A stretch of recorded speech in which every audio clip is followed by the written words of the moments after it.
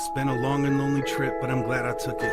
It was well worth it. Got to read a couple books and do some research before I reached my verdict. Never thought that I was perfect. Always thought that I had a purpose.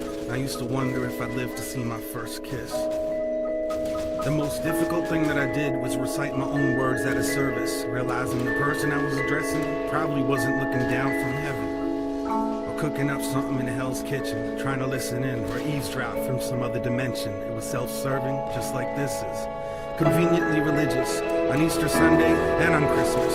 The television went from being a babysitter to a mistress. Technology made it easy for us to stay in touch while keeping a distance. So we just stayed distant and never touched. Now all we do is text too much.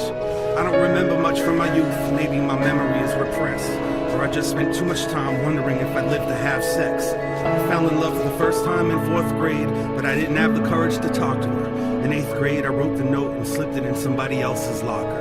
Considered killing myself because of that. It was a big deal. It was a blown cover. It was over for me. My goose was cooked. Stick a fork in me. The jig is up. Blew my chances. The rest is history. Our future was torn asunder. It became abundantly clear I was only brought here to suffer. At least I didn't include my name. Thankfully, I wrote the whole note in code, and it had 10 layers of Scotch tape safety seal, making it impossible to open. Plus, it was set to self-destruct. Whoever read it probably died laughing.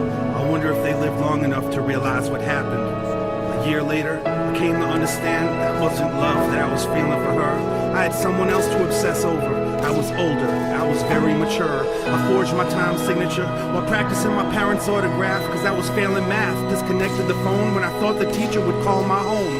Checked the mailbox twice a day. At the end of a long dirt road, seemed to open a couple envelopes like I was in private detective mode. If you snoop around long enough for something in particular, you're guaranteed to find it. For better or worse, that's how I learned it's best to just keep some things private. It was the best at times.